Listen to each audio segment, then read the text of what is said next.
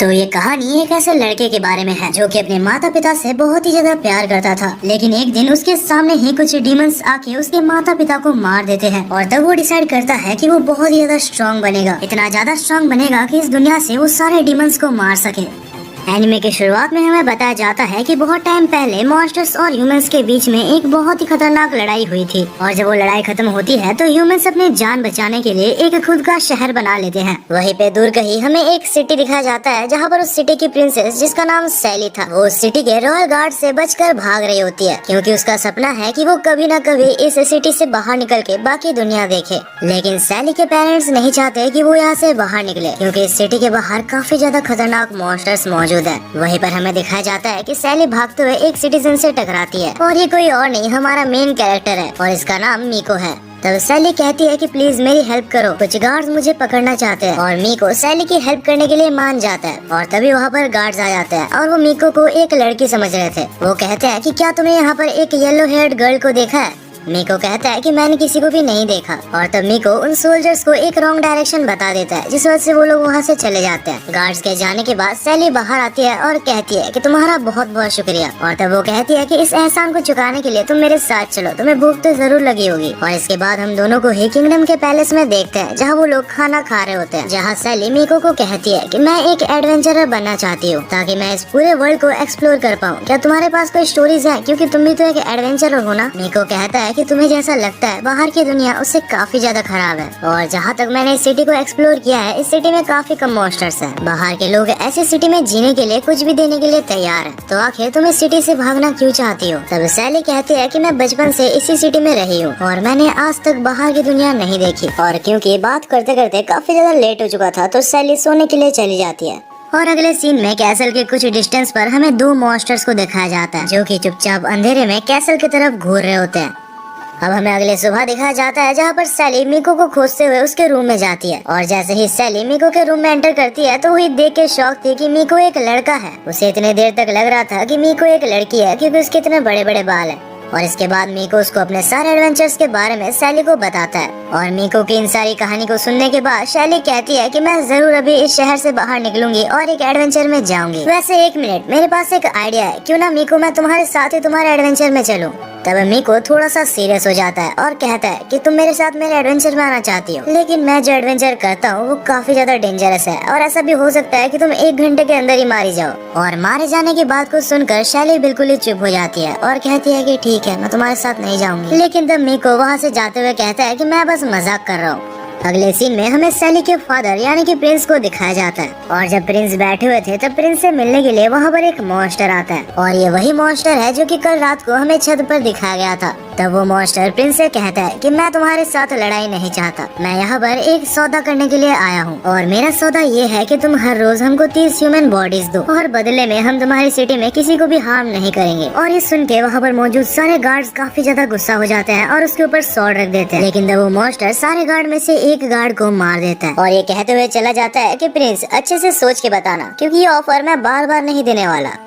अब ये सब होने के बाद अगले सीन में हम मीको और सैली को देखते हैं जो कि वहाँ से जा रहे थे और जब वो मॉन्स्टर वहाँ से नीचे गुजरता है तो वो मीको को देखता है और मीको को देख के उसे काफी ज्यादा डर लगता है। उसको देखते साथ ही वो किंगडम से बहुत ही जल्दी भाग जाता है, लेकिन वहीं पर हमारे मीको ने भी उस मॉन्स्टर को देख लिया होता है।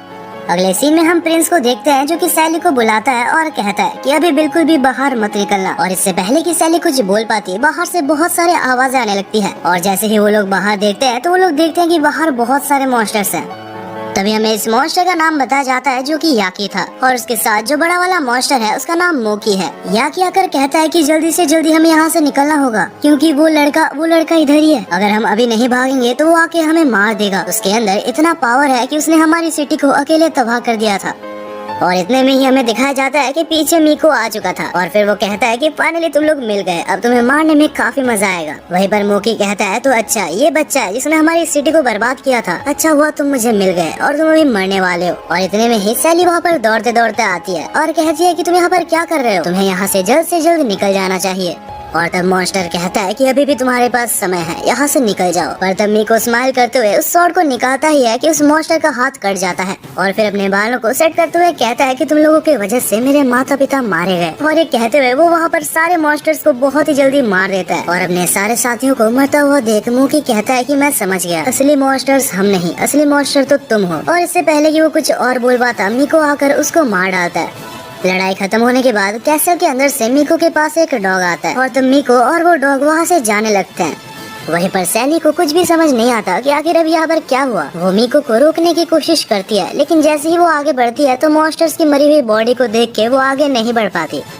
अब इसके बाद हमें 1 महीने बाद का सीन दिखाया जाता है और 1 महीने बाद भी उसे मीको के सपने आ रहे थे। उसे अभी तक समझ नहीं आता कि आखिर मीको कौन था। वो डिसाइड करती है कि वो ये सब खुद ही फिगर आउट कर लेगी, लेकिन उससे पहले उसे एडवेंचर में जाना होगा। और एक आखिरी बार वो अपने फादर से पूछने जाती है कि क्या आप मुझे एडवेंचर के लिए जाने दोगे। यहाँ तक कि सैली ने अपने बालों को भी छोटा कर लिया था, ये दिखाने के लिए कि वो कितना ज्यादा सीरियस है। और शॉकिंगली इस बार सैली के फादर उसको एडवेंचर में भेजने के लिए मान जाते हैं और ये देख के सैली काफी ज्यादा खुश होती है और कहती है कि मैं फाइनली अब एडवेंचर में जा सकती हूँ। अगले ही सीन में हम सैली को देखते हैं जो कि फाइनली एडवेंचर में निकल चुकी थी और जैसे ही वो शहर को पार करके जंगल के अंदर आती है तब वो अपने सामने एक अजीब सा क्रिएचर देखती है। सैली उसको इग्नोर करके वहाँ से जा रही थी, लेकिन तभी उसके अंदर से कुछ आवाज आने लगती है। तब उसे ना चाहते हुए भी वहाँ पर रुकना पड़ता है। कुछ ही देर में वो अजीब सा जानवर उठ जाता है और वो रैबिट जैसा लग रहा था। तब शैली उसे एक कैरेट देती है जिस वजह से वो उसे थैंक्स कहती है। एक बोलता हुआ रैबिट देख के वो भी काफी ज्यादा हैरान थी और इसके बाद वो एक ड्राइंग बनाती है जो कि मीको का था, लेकिन वो मीको जैसा लग नहीं रहा था। उस ड्राइंग को देखने के बाद वो रैबिट कहता है मुझे माफ करना, मैंने ऐसे किसी को भी यहाँ पर नहीं देखा। और इसके बाद सैली कहती है कि मैं एक एडवेंचर पर निकली हूँ, बनी क्या तुम मेरे साथ आना चाहोगे? ऐसा भी हो सकता है कि आगे हमें कुछ खतरों का सामना भी करना पड़े। और तब बनी सैली के साथ जाने के लिए हाँ कह देता है। अगले सीन में हम बनी और सैली को देखते हैं जो कि चलते चलते एक छोटे से गांव में आते हैं, लेकिन उस गांव के लोग डेमी ह्यूमंस को बिल्कुल भी पसंद नहीं करते और यही वजह है कि वो लोग बनी को अपने गांव में देखना नहीं चाहते और ये चीज सैली को बिल्कुल भी पसंद नहीं आती, जिस वजह से वो लोग उस गाँव में एंटर करते नहीं है। लेकिन इस जगह से बाहर निकलने का उस गांव के अलावा कोई और रास्ता था भी नहीं। तब सैली बनी को एक कपड़े से ढक देती है और चुपचाप वो लोग उस शहर से निकलने लगते हैं। लेकिन इससे पहले कि वो लोग शहर से निकल पाते, वहाँ पर उनके सामने विलेज का हेड आ जाता है। विलेज के हेड ने अभी तक बनी को नहीं देखा था, जिस वजह से वो लोग बिल्कुल ही शांत थे। लेकिन तब बनी विलेज के हेड के बैग पर बहुत सारे कैरेट्स को देखता है और वो काफी खुश हो जाता है और कहता है कि मुझे कैरेट्स चाहिए। और क्योंकि बनी सामने आ जाता है तो विलेज के चीफ को पता चल जाता है कि वो एक डेमी ह्यूमन है। लेकिन उन दोनों को देख के चीफ समझ जाता है कि ये दोनों एडवेंचरर्स हैं, तो वो डेमी ह्यूमंस के बारे में उसको कुछ भी नहीं बोलता। और तब चीफ उन दोनों को ही ऑफर करता है कि अगर तुम चाहो तो मेरे घर में रुक सकते हो, क्योंकि ये विलेज काफी बड़ा है तो एक दिन में तुम इसको पार नहीं कर पाओगे।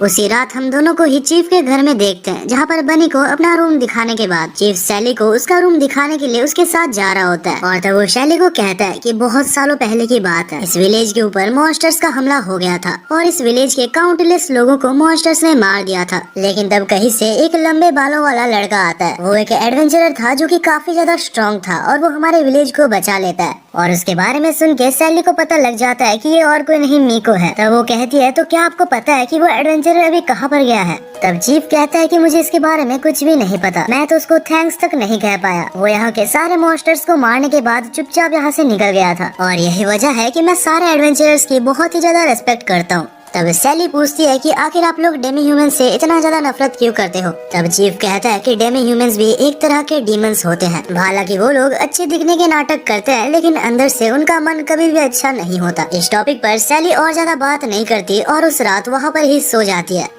अगले दिन जब सैली सोकर उठती है तो उसे बहुत सारे आवाज आती है और जैसे ही वो बाहर निकलती है तो अपने सामने एक बहुत ही बड़े ऑगर मॉन्स्टर को देखती है। ये मॉन्स्टर वहाँ पर मौजूद सारे सिटीजन्स को हार्म कर रहा होता है। सैली को कुछ भी समझ नहीं आता कि आखिर वो इस मॉन्स्टर को कैसे मारेगी। और जैसे ही वो मॉन्स्टर सैली को जान से मारने वाला था तभी वहाँ पर बनी दौड़ते हुए आता है और एक ही किक के साथ वो मॉन्स्टर को मार गिराता है। वहीं पर इन सारी चीजों को जंगल से कुछ सोल्जर्स देख रहे होते हैं। दूसरी तरफ विलेज में बनी की ऐसी पावर को देख के वहाँ के सिटीजन्स काफी ज्यादा डर गए थे। तो विलेज चीफ सामने आता है और कहता है कि मुझे माफ करना, मैं जितनी हेल्प कर सकता था मैंने कर दी, लेकिन तुम दोनों अभी यहाँ से चले जाओ।